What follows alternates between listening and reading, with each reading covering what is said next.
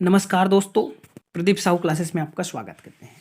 और आज हम लोग लेकर आए हैं भारत का भूगोल वस्तुनिष्ठ प्रश्न सीरीज, जो कि आपके सीजीपीएससी प्रीलिम, सीजी व्यापम जितने भी एग्जाम हो उसके लिए इंपॉर्टेंट हो सकते हैं, वो मैंने इंपॉर्टेंट क्वेश्चन हम लोग यहाँ पर आपको डील कराएंगे। ठीक है, तो यहाँ देखिए, आज हमारा जो टॉपिक है वो है प्राकृतिक विभाजन। इससे पहले हमने भौगोलिक स्थिति में विस्तार पार्ट 1 और भौगोलिक स्थिति में विस्तार पार्ट 2 और क्या कर दिए हैं, एक भूगर्भिक संरचना के बारे में हम लोग डील कर चुके हैं।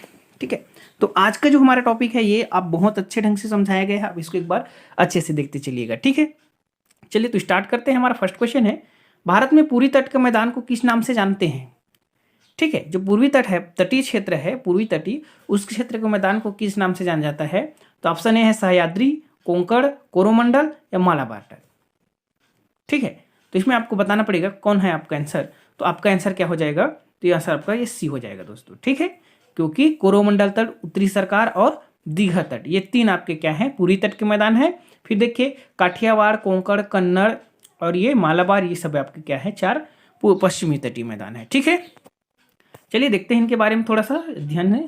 तो यहाँ देखिए ये थोड़ा सा दिया है, पश्चिमी तट के मैदान में काठियावाड़ तट, कोंकण तट या कन्नड़ तट या मालाबार तट, ये चार आपकी क्या है, पश्चिमी तट के मैदान है। और पूरी तट के मैदान में देखें तो कोरोमंडल तट, उत्तरी सरकार और दीघा तट, ये तीन आपके यहाँ पर फेमस है। ठीक है, चलिए फिर चलते हैं। आपका नेक्स्ट है हमारा, पूगा घाटी किसके लिए प्रसिद्ध है?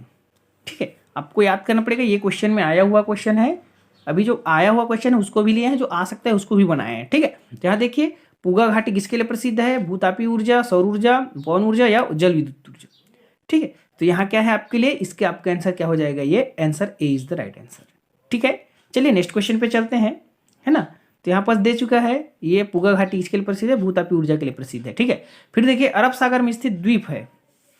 ठीक है, कौन कौन है? आलिया बेट, श्रीहरिकोटा, अंडमान निकोबार या अंडमान या निकोबार। ठीक है, ये चार ऑप्शन है, ये भी एग्जाम में आ चुका क्वेश्चन है। तो यहाँ पास क्या है, अरब सागर। ठीक है, अरब सागर कहाँ है हमारा? ये भारत के पश्चिमी क्षेत्र में। ठीक है, तो वही देखिए कौन है, तो ये आलिया बेट आपका इंपॉर्टेंट है, यही आपको क्या है इसका आंसर होगा। ठीक है, क्यों, कैसे होगा? तो यहाँ देखिए अरब सागर में स्थित द्वीप आलिया बेट, खदिया बेट या खलिया बेट, दलिया बेट, ये सभी क्या है, नर्मदा नदी और ताप्ती नदी के मुहाने है ना, मुहावरे नहीं है। ठीक है, ये मुहाने हो गया। ठीक है, थोड़ा मिस्टेक हो जाता है, मिहाने के पास ये स्थित है आपके। ठीक है, चलिए नेक्स्ट फोर्थ नंबर का क्वेश्चन है आपके, भारत में निम्नलिखित प्रदेशों में से कौन सा शीत मरुस्थल है? आपको याद रखना पड़ेगा, यहाँ से भी क्वेश्चन बन सकते हैं कि शीत मरुस्थल कौन है करके। तो ए मरुस्थली, बी तमिलनाडु का तिरुनेलवली प्रदेश है ना, नाम ही उनका अजीब रहता है भाई, दक्षिण क्षेत्र का है ना, तिरुनेलवली है ना, सी कच्छ प्रदेश, या दी लद्दाख। ठीक है, तो कौन है इसका आंसर? तो ये दी लद्दाख आपका क्या है, ये शीत मरुस्थल के अंतर्गत आता है। ठीक है, देखिए यहाँ पर दिया गया है, भारत में दो प्रकार के मरुस्थल पाए जाते हैं, शुष्क मरुस्थल, थार मरुस्थल जो कि राजस्थान में है, और शीत मरुस्थल जो कि लद्दाख में स्थित है। ये आपको याद करना पड़ेगा, यहाँ से क्वेश्चन बनने के चांसेस रहते हैं। ठीक है, नेक्स्ट क्वेश्चन ये पांचवें नंबर का क्वेश्चन है। यहाँ बोल रहा है, हिमालय पर्वत के बारे में निम्नलिखित में से कौन सा कथन सत्य है? आपको बताना है कौन सा कथन सत्य है करके। ठीक है, तो हिमालय एक नवीन प्रकार का मोड़दार और वलित पर्वत है। ठीक है, ये आपको बताना पड़ेगा क्या है, तो इसका आंसर ये आपका सही है। ठीक है, फिर देखिए इसका निर्माण प्लेट विवर्तनिकी के कारण हुआ है, ये भी आपका सही है। आप मेरे को कमेंट में बताना कि प्लेट विवर्तनिकी के सिद्धांत को किसने दिया था और किस सन में दिया था। ठीक है, ठीक, फिर देखिए इसकी उत्पत्ति सिनोजोइक काल या टर्सरी काल में हुई है, ये भी इंपॉर्टेंट है, ये भी आपका सही ही है। ठीक है, तो डी उपर्युक्त कथन, सभी कथन सही हैं, तो ये आपका ये डी आंसर सही होगा। अच्छा, मैं आपको ये प्लेट विवर्तनिकी के सिद्धांत के बारे में बता दूं, इसको किसने दिया है? तो इसको दिया गया है हेनरी हैस के द्वारा। ठीक है, आप याद रखिएगा, कभी क्वेश्चन पूछ सकता है। ठीक है, चलिए थोड़ा सा इनके बारे में हम लोग थोड़ा सा अध्ययन कर लेते हैं कि हिमालय पर्वत कैसी है, क्या है करके। तो यहाँ देखिए हिमालय पर्वत के बारे में देखिए, तो हिमालय एक नवीन प्रकार का मोड़दार और वलित पर्वत है। इसका निर्माण प्लेट विवर्तनिकी के कारण हुआ है। पूर्व में टेथिस सागर था, जिसके एक ओर अंगारा लैंड और दूसरी ओर क्या था, गोंडवाना आइलैंड था। ठीक है, फिर देखिए हिमालय पर्वत श्रृंखला पश्चिम से पूर्व दिशा में सिंधु से लेकर ब्रह्मपुत्र तक फैली है, ये आपको याद रखना पड़ेगा, क्योंकि ऐसा क्वेश्चन पूछा जाता है। ठीक है, फिर देखिए इसकी उत्पत्ति सिनेजोइक काल या टर्सरी काल में हुई है। क्षेत्रफल लगभग 5 लाख वर्ग किलोमीटर, और आकृति कैसी है, तो आकृति इसकी चापाकार आकृति है। ठीक है, इसको याद रखना पड़ेगा। नेक्स्ट है आप 6 नंबर का क्वेश्चन, यहाँ देखिए, है ना, ये रहा आपका 6 नंबर का क्वेश्चन। क्या बोल रहा है कि पश्चिमी भाग में हिमालय श्रेणियों, एक मिनट ना, पश्चिमी भाग में हिमालय की श्रेणियों का दक्षिण से उत्तर की ओर निम्नांकित में से कौन सा क्रम सही है, आपको ये पूछा जा रहा है। ठीक है, कौन से क्रम सही है, क्योंकि ये एग्जाम में आया हुआ क्वेश्चन है दोस्तों, इसको एक बार देखना पड़ेगा।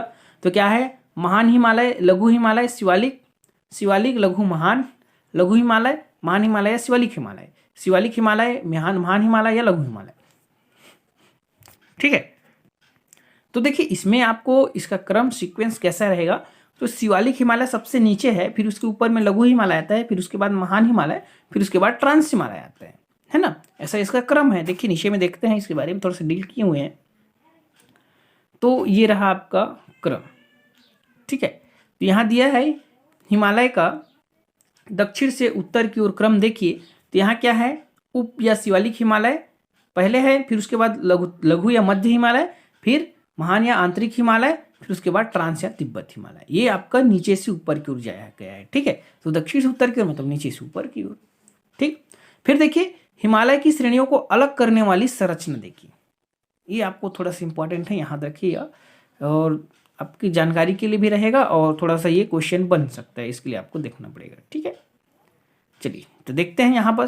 तो ट्रांस हिमालय एवं बृहद हिमालय के मध्य जो है उसको बोलते हैं IFSZ, इसको इंडो सेम्पो फ्यूचर जोन या सचर जोन बोलते हैं। ठीक है, सीधा सचर जोन, फ्यूचर नहीं सचर बोल देते हैं इसको। ठीक है, फिर देखिए बृहद हिमालय एवं मध्य हिमालय के मध्य क्या है, MCT, मेन सेंट्रल थ्रस्ट, मुख्य मध्य छेद।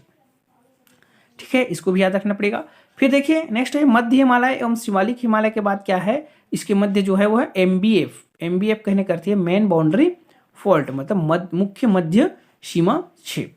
ठीक है, नेक्स्ट है आपका शिवालिक श्रेणी एवं गंगा के मैदान के मध्य कौन है, तो MFF मतलब मेन फ्रंटल फॉल्ट, ये आपको थोड़ा सा याद करना पड़ेगा। ठीक है, मुख्य फ्रंटल मतलब सामने होता है ना, फ्रंट मतलब सामने होता है, तो मुख्य सामने और छेद। ठीक है, जो सामने का जो है वो। ठीक है, फिर देखिए नेक्स्ट चलते हैं। नेक्स्ट है आपका ये क्वेश्चन है कि साइलेंट वैली निम्नलिखित में से किस राज्य से होकर किस राज्य में स्थित है, ये क्वेश्चन आपका बना है। शांत घाटी बोलते हैं साइलेंट वैली को। ठीक है, तो यहाँ देखिए अरुणाचल प्रदेश, हिमाचल प्रदेश, केरल या जम्मू कश्मीर, क्या है इसका आंसर, तो इसका आंसर हो जाएगा ये C, केरल। ठीक है, देखते हैं इनके बारे में थोड़ा सा। तो ये आपका दिया है साइलेंट वैली या शांत घाटी केरल में स्थित है, यह भारत का सर्वाधिक जैव विविधता वाला क्षेत्र आपको देखने को मिलता है। फिर देखिए नेक्स्ट क्वेश्चन है आपका, भारत के अंतर्गत कितने द्वीप स्थित हैं, 204, 226, 236 या 247।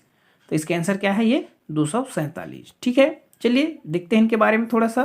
तो ये देखिए यहाँ पास दिया गया है कि भारत में कुल द्वीपों की, ये देश नहीं भाई ना, ये द्वीप है। ठीक है, ये द्वीप की संख्या कितने हैं, 247। बंगाल के खाड़ी में 204 स्थित है, अरब सागर में 43 स्थित है। सबसे बड़ा द्वीप समूह अंडमान निकोबार द्वीप समूह है और सबसे छोटा द्वीप समूह कौन है, तो लक्षद्वीप है। ठीक है, चलिए नेक्स्ट देखते हैं। यहाँ पर थोड़ा सा दिया गया है एक क्वेश्चन यहाँ पर कि अंडमान निकोबार द्वीप समूह की सबसे ऊंची चोटी जो सैंडल पीक है, कल इसको कल्याण द्वीप बोलते हैं, जिसकी ऊंचाई 783 मीटर है, स्थित है। तो आपको इसका आंसर देखना पड़ेगा, उत्तरी अंडमान, मध्य अंडमान या दक्षिण अंडमान या लघु अंडमान। ठीक है, ये कहाँ है इसका आंसर, तो इसका आंसर क्या है, ये दक्षिण अंडमान में इसका है दोस्तों। ठीक है, चलिए देखते हैं इनके बारे में थोड़ा सा क्या है। सॉरी एक मिनट ना, मेरा आंसर गलत हो गया भाई, ये आपका आंसर उत्तरी अंडमान होगा ना, ये उत्तरी अंडमान होगा। ठीक है दोस्तों, थोड़ा सा हो गया है कंफ्यूजन है ना। चलिए इनके बारे में थोड़ा सा देख लेते हैं, यहाँ पास क्या दर्शाया गया है, क्या बताया गया है। तो चलिए थोड़ा सा अंडमान द्वीप समूह के बारे में थोड़ा सा विस्तार से चर्चा करते हैं। देखिए तो अंडमान द्वीप समूह है, उत्तर से दक्षिण की ओर ऐसे आपका ये सीक्वेंस वाइज ऐसा ऐसे रहता है, आप लोग देखो होंगे। ठीक है, ये ऐसे करके ये 5 भागों में आपको देखने को मिलेगा। ठीक है, तो यहाँ देखिए लैंडफॉल द्वीप जो कि सबसे उत्तरी भाग है, तो वो कहाँ होगा, उत्तरी अंडमान में होगा ना। ठीक है, ऐसा क्वेश्चन बनता है, लैंडफॉल द्वीप है उत्तर अंडमान या अंडमान द्वीप समूह का सबसे उत्तरी भाग क्या है करके, ये द्वीप है ना थोड़ा सा। ठीक है, फिर देखिए तो उत्तरी अंडमान मतलब ये उत्तरी अंडमान है। यहाँ देखिए सबसे ऊंची चोटी सैंडल पीक या कल्याण द्वीप स्थित है, जिसकी ऊंचाई कितनी है, 783 मीटर। ठीक है, तो ये आपका क्या है, ये आपका उत्तरी है, नॉर्थ। ठीक है, फिर देखिए यहाँ पास देखिए आपको क्या है, ये मध्य अंडमान, ये मध्य अंडमान कौन है आपका, तो ये वाला आपका अंडमान है, ठीक है।